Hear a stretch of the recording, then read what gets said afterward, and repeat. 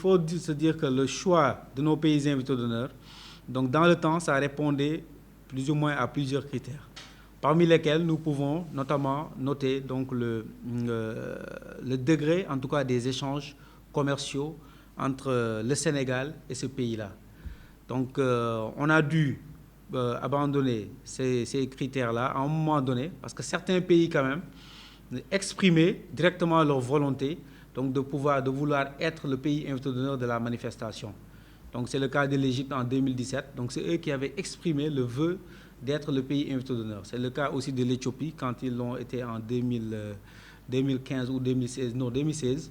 C'est le cas du Cameroun aussi qu'il a été en 2015. Mais par rapport au Pakistan, je peux dire qu'on est revenu quand même plus ou moins à l'orthodoxie. Parce que même si nous avons demandé au Pakistan, à travers Madame le ministre du Commerce, d'accepter d'être l'invité d'honneur de la foire de l'OCI, mais aussi de la foire internationale de Dakar, et qu'ils l'ont accepté. Donc, c'est une démarche du Sénégal. Mais il faut se dire que le Pakistan, ils ont une forte présence actuelle au niveau de l'Afrique, notamment au niveau de la sous-région. Il y a une semaine de cela, donc vous vous en êtes sans doute rendu compte à travers les informations, le Pakistan a organisé ce qu'on appelle le One Single Country Exhibition.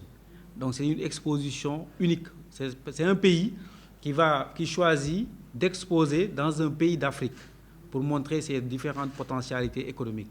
Et le Pakistan a eu à le faire il y a une semaine, donc au niveau du Nigeria, à Lagos.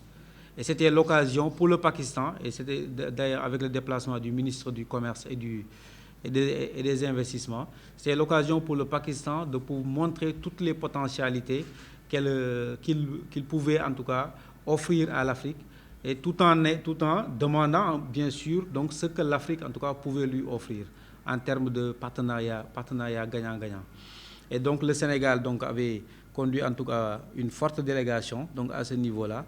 Et autre chose aussi, pour vous montrer l'importance que le Pakistan accorde donc, à l'Afrique, et à la sous-région, le Pakistan a délocalisé le bureau économique et commercial de Washington.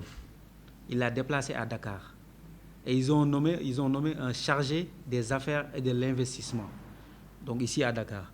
Donc ça, c'est depuis fin 2019, donc depuis 2020. Et donc ça, c'est pour montrer donc l'importance que le Pakistan, en tout cas, accorde à la sous-région ouest africaine. Et donc, eux, ils se disent que pour pouvoir pénétrer ce marché de 300 millions de consommateurs-là, la porte d'entrée, c'est le Sénégal.